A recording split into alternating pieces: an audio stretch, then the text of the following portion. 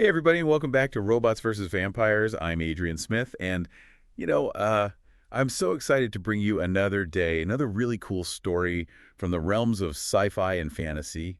You know, the kind of stories that keep you up at night, wondering, like, hey, could this really happen? I'm Julia Jones, and I'm here to help unpack some of those what-ifs and dive deep into a story that's going to make you think twice about sleeping with the lights off tonight. Yeah, this one's got vampires and prophecy all mixed up in a way that's, well, let's just say it's pretty intense. Buckle up, folks. Okay, so our main character this time is Ezekiel, and he's a vampire, but not the kind of you see in those sparkly movies. He's an oracle, and he's cursed with these visions of the future. And he hates crowds. Imagine that the power to see the future, and all you want to do is hide away in your crypt. He's going to tell you something about what he's seeing, right? Yeah, it's heavy stuff, and his visions, these glimpses into the future, they're like cryptic riddles, nightmares, basically. Yeah. So no wonder he's got this reputation as a doombringer. Poor guy, probably just exhausted from all the cosmic dread. Yeah, but there's one vision that really shakes him to his core. It's so terrifying that he actually leaves his crypt, his self-imposed exile. He sees a war, a full-on apocalypse, humans and vampires going head-to-head. And it's not just the scale of it, it's the feeling that he's somehow connected to it. Yeah. Like he might be the key to stopping it, or maybe even causing it. Can you imagine that, having that weight on your shoulders? It's like your destiny is to either save the world or destroy it. No pressure. Yeah.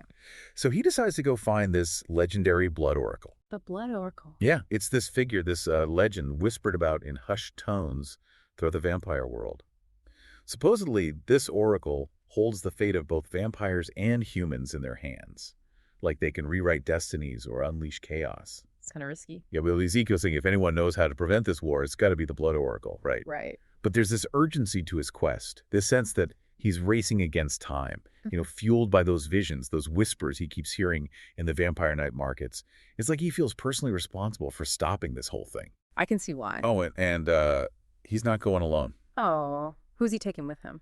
There's Anya, another seer. Yeah. But her personality is like the polar opposite of Ezekiel's. All sparkles and optimism. A real ray of sunshine in this dark and brooding world. So it's like a gloomy vampire oracle and a cheerful, sparkly sidekick on a quest to save the world. Pretty much. I mean, that's an interesting dynamic right there. Makes you wonder why Anya would even go with him on this grim quest. What does she see in him? Or maybe, more importantly, what does she see in this future that's got her so invested? That's a good question. Yeah. Their journey, it's described as less Indiana Jones and more like a desperate scavenger hunt. Crumbling ruins, dusty vampire libraries, cryptic clues hidden in ancient lore. They're basically piecing together a puzzle with the fate of the world hanging in the balance. Talk about pressure. And the closer they get to the blood oracle, the more intense Ezekiel's visions become. Like the source of this power, this knowledge of the future, it's taking a toll on him. The line between just watching and actually being part of it, is getting blurry. He's getting pulled in. Exactly. So what happens when they find this blood oracle? Well, picture this. They finally reach this crumbling temple, hidden away, really far off the beaten path. Right. And inside, they find the blood oracle, but it's not what they expected at all. Oh. What is it then? Some wise old vampire. A council of elders. Some kind of powerful artifact. It's a heart. A heart? Yeah, a heart. A pulsing, monstrous heart, encased in bone and starlight. Not exactly the wise, all-knowing being they were hoping for, right? Definitely not. That's unexpected. A heart, huh? A monstrous heart pulsing with starlight. I mean, it's not exactly the kind of oracle you'd want to invite over for dinner, is it? But this image, this symbol, it's really powerful. It tells you a lot about how prophecy works in this world. It's not about neat little predictions or, cryptic messages. It's raw and powerful and kind of terrifying.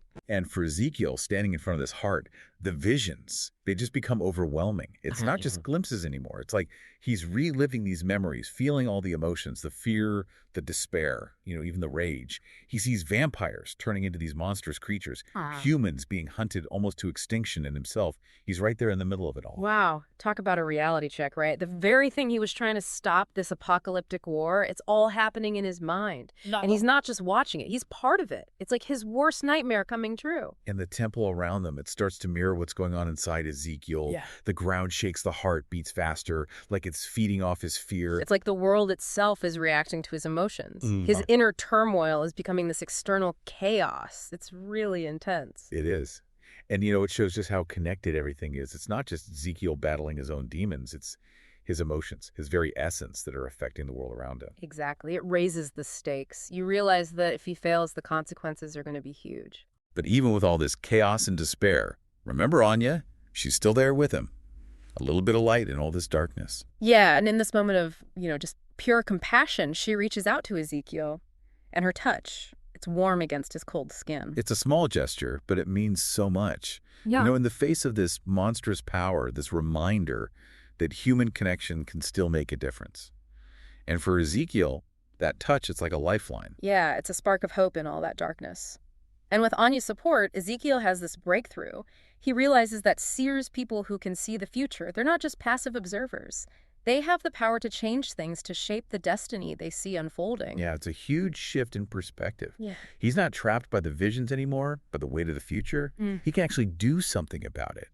And that's where things get really interesting. So we've got Ezekiel standing there realizing that he's not just along for the ride. He can actually grab the wheel and steer the future in a different direction. And it's amazing that this realization comes from, just a simple human connection. It's not some prophecy or ritual that unlocks his potential. It's Anya's touch, this reminder that even in the face of something truly terrifying, empathy and compassion can still make a difference. It makes you think about how important connection and love are, not just in our own lives, but in the fate of the world. Yeah.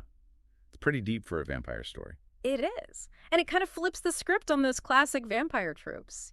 Ezekiel isn't this isolated, brooding figure. He actually cares about humanity, even if it means facing his own darkness, his own potential for destruction. And that's what makes the story so interesting. It's not just good versus evil or humans versus vampires. It's about choices. The power we have to shape our own destinies and how important it is to connect with each other in a world that can feel really isolating. Absolutely. So what do you think? What about you listening right now? If you could see glimpses of the future, would you be frozen by fear or would you be empowered to act? Would you face your own inner demons to try and change things? And who would you want by your side? Would you isolate yourself because of this knowledge, or would you reach out and connect knowing that we're always stronger together? Those are some great questions to think about. Ezekiel found his strength not by pushing people away, but by accepting that helping hand, by believing that even a vampire oracle deserves a little bit of hope. And that hope, that connection, it might be the most powerful weapon there is. So next time you're feeling overwhelmed by everything that's happening in the world, remember Ezekiel and Anya standing up to that monstrous heart in a crumbling temple with nothing but their courage and their connection to guide them. That's it for another episode of Robots vs. Vampires. Don't forget to rate and follow us for more awesome stories. We're here every day diving into the worlds of sci-fi and fantasy, exploring all those what-ifs, and reminding ourselves that even when things seem impossible, there's always that glimmer of hope. So until next time, keep those imaginations going strong.